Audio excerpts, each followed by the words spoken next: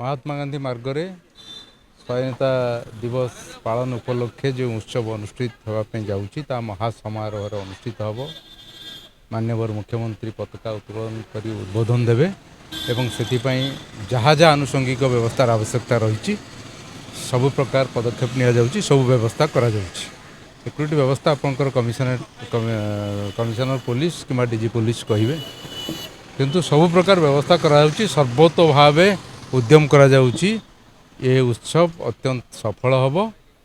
एवं जो कथा आह्वान देइचंती केंद्र सरकार हर घर तिरंगा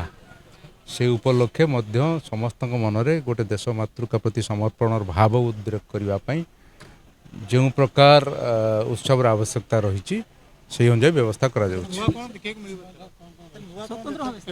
आपण काली काली काली देखिपारे आपण मैंने जानी आम राज्यर इतिहास केते गरियान एवं आमर भाषा आमर संस्कृति ये सबू को उपलक्ष्य करी आसंता काली जो स्वाधीनता दिवस पालन करा जाउची से सरकार निर्देश अनुजाई ओडिया भावावेगर मध्य आपण माने तार प्रतिफलन देखिबे।